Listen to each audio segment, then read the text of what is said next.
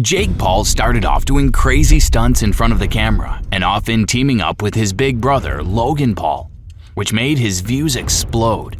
Jake later built Team 10, grew his own channel to over 20 million subscribers, and made insane amounts of money doing whatever he wanted.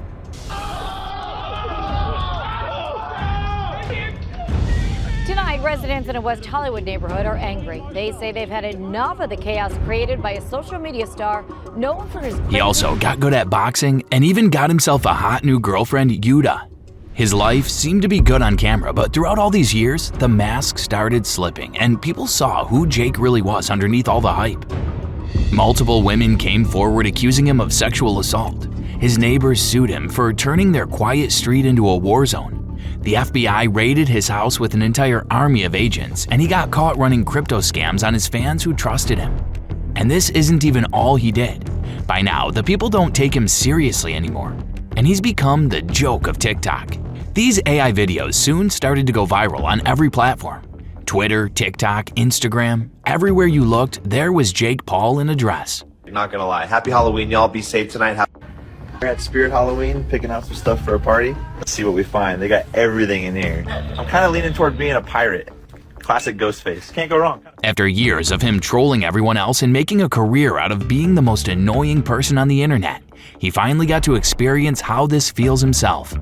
But Jake didn't see it that way. He even admitted it and had his own play on it. He recently posted on X that he became an investor in OpenAI and agreed to become the first celebrity NIL Cameo user, which basically means he gave permission to the public to make videos of him in a pink dress doing his makeup. Jake knows how to play and knows that any kind of attention can be turned into money, even when it's hate. He uses this same strategy over and over again, like when people doubted him before the Mike Tyson fight.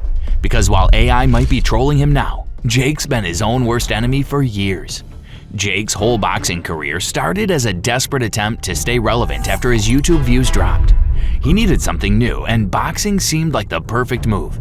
But everyone saw right through his strategy from day one, because it seemed like Jake only looked for weaker opponents, like retired athletes in their late 30s, UFC fighters past their prime, a retired NBA player, and other YouTubers. Which is exactly why his fight with Mike Tyson felt like a clown show, only there to raise money. Netflix was bragging that 60 million people watched it live, then later said it hit 108 million viewers worldwide.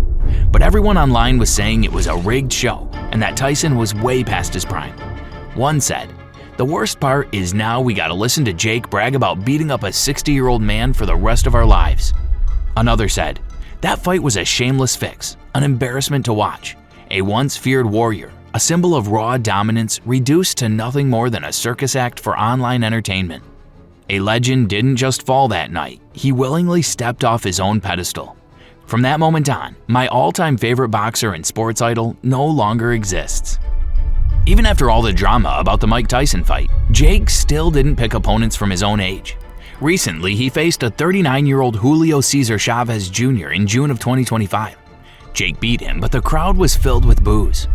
Of course, Jake, the child, couldn't give a better response than "shut the F up." But Jake had way more serious problems going on than boxing against opponents out of his range. Because while Jake was busy trying to reinvent himself as a boxer, several women came out with really serious accusations.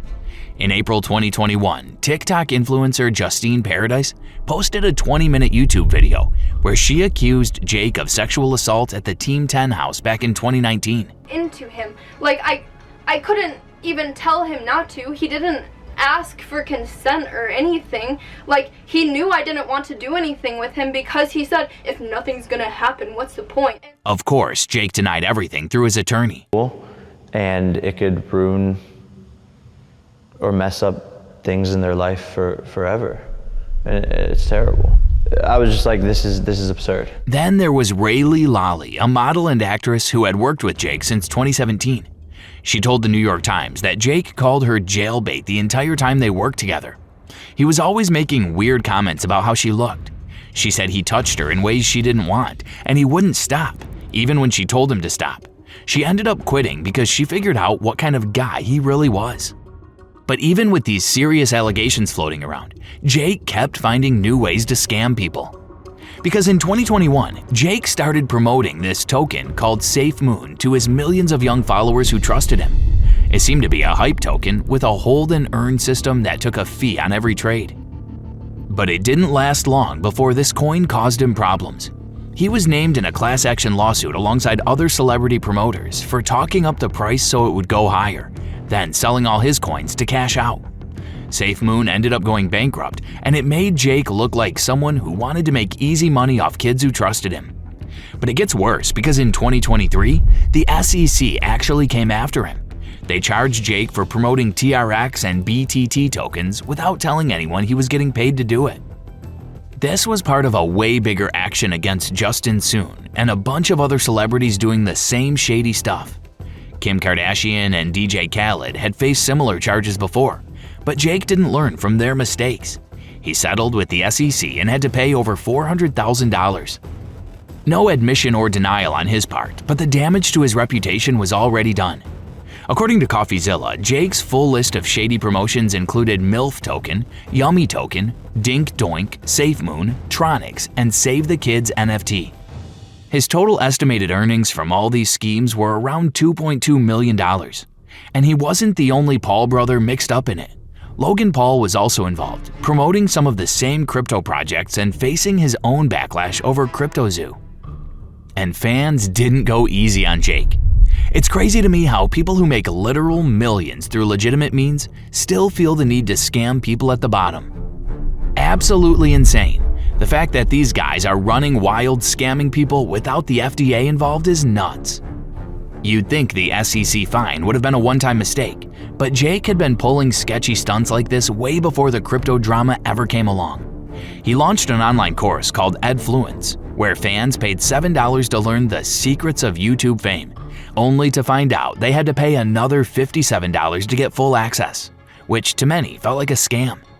Then came his so-called financial freedom movement. Join the financial freedom movement. What's going on with that? You got toasted, bro. I got flamed by PewDiePie badly. You got toasted. Yeah, I took a fat. An influencer university that promised to teach financial independence. The people said it offered little real value, just another way to cash in on his young audience.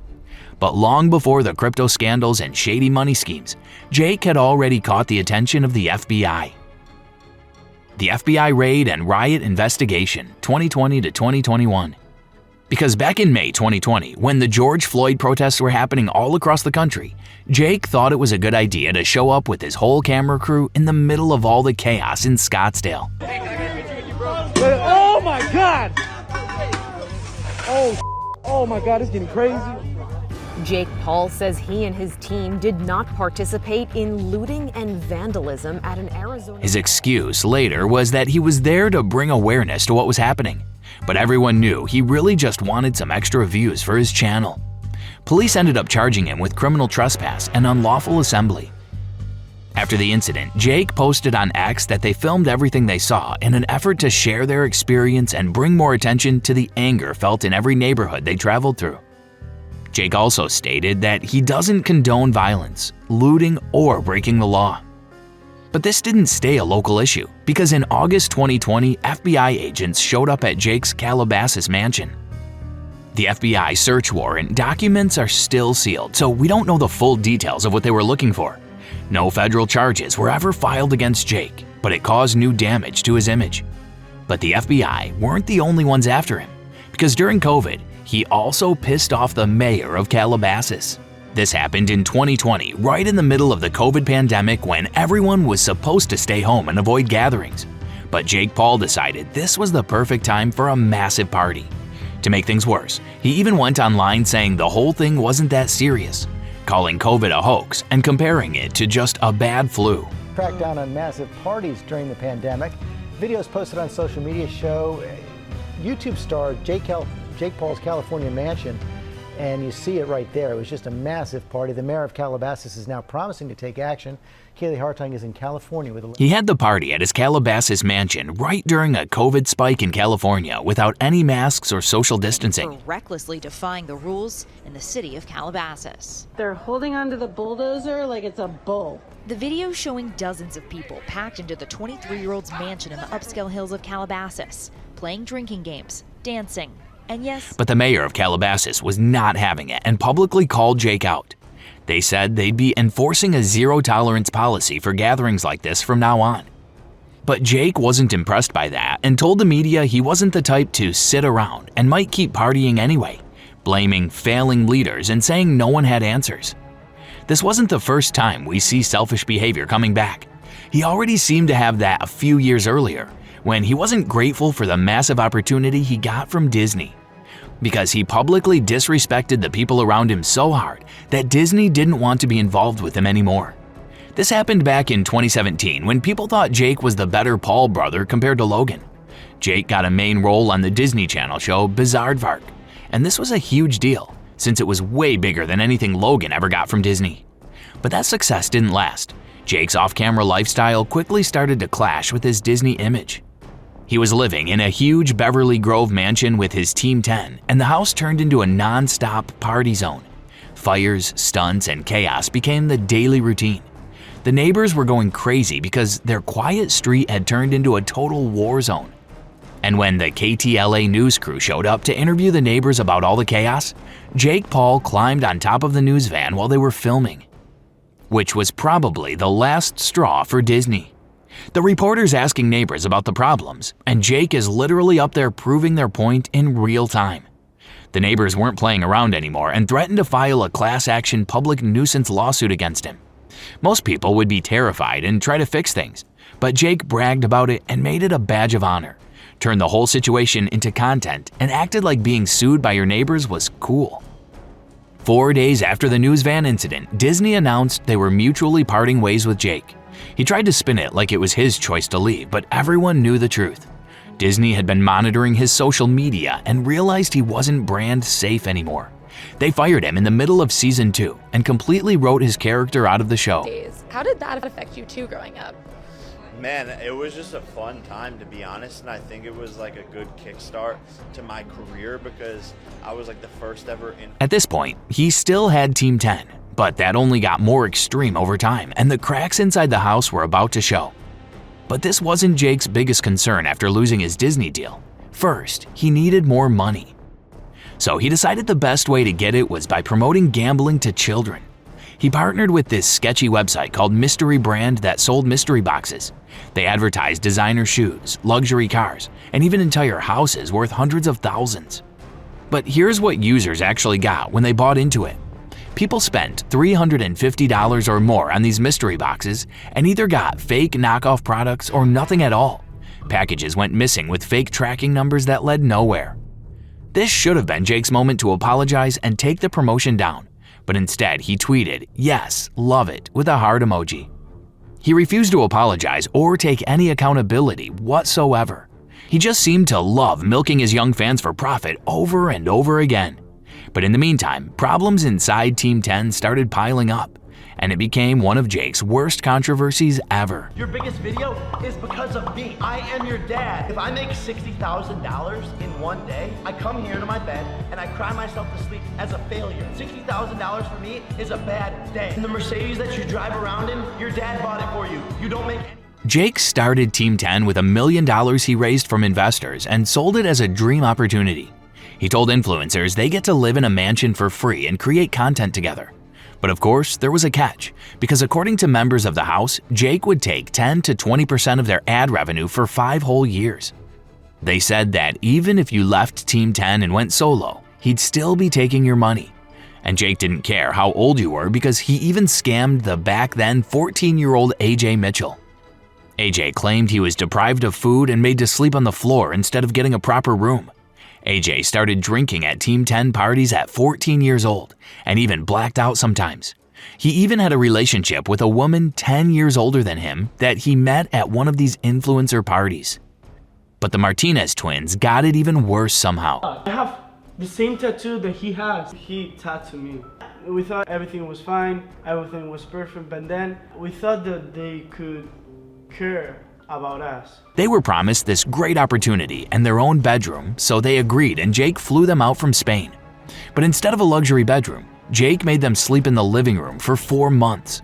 And when they finally did get a room, they had to keep the door unlocked so Jake could barge in whenever he wanted to prank them for content. He constantly made fun of their English and called them racist slurs to their faces. They even said that Jake stopped them from learning English because he thought their broken English was funnier for the vlogs. But things got even worse, because Alyssa Violet's experience was even more horrible. Jake would tell her he loved her one night, then fly other girls out to the house the next day. She could literally hear him hooking up with these girls in the room next to hers. Alyssa wasn't allowed to see other people, but Jake could do whatever he wanted with whoever he wanted. She had to pretend everything was fine around all these girls he was sleeping with and act like it didn't bother her. She'd signed away 5 years and 20% of her income to him, so she felt completely trapped. It was his house, his contract. Basically, her entire career existed because of him, so she had no power. She called him an emotional abuser in an interview and said he never made her feel good about herself. The second Alyssa started treating Jake the way he'd been treating her, he dropped her from Team 10. She was left homeless and then got dissed in the It's Everyday Bro music video a few months later. But things got even messier for Jake when Alyssa started hanging out with his brother, Logan Paul. What started as a rebound turned into one of the biggest YouTube dramas ever. Jake accused Logan of betraying him, and quickly fans took sides. For months, the brothers threw shots at each other online with diss tracks, vlogs, tweets, and this all made the chaos surrounding Team 10 even worse. It also didn't help that Jake started to make the content of Team 10 more extreme. The pranks Jake did weren't pranks anymore. He handcuffed Tessa Brooks to a basketball hoop and tased her for a video. He did a buried alive prank where they smothered Tessa with heavy blankets while she was sleeping and played ambulance sounds to make her think she was trapped in a coffin. He'd use a chainsaw to cut through people's doors to wake them up in the morning. He smashed his assistant's property on camera and called it a prank. Privacy seemed impossible in that house because everything had to be content. Are you leaving Team 10? Wait, are we telling this on This is a really awkward time to tell you, but yes. Okay, well, that's a great title and thumbnail. Wait, is Testin real though? Yeah, we just said it was a real friendship. No. Eventually, everyone had enough and left. Why I Left Team 10 became a trend on YouTube, with video after video coming out. Eventually, the members got to move on and still made something of their own careers. The Dobre twins now run multiple successful YouTube channels. Alyssa Violet has moved on with her life, continuing her career as a YouTuber, Instagram star, and model. But Jake's image is still broken. People boo him in the boxing ring. Nobody listens to his music, and his views on YouTube are not what they used to be. But if you thought Jake's downfall was bad, make sure to check out Logan's downfall too, because his scams are even worse than what Jake has pulled. Don't forget to subscribe, and I will see you in the next one.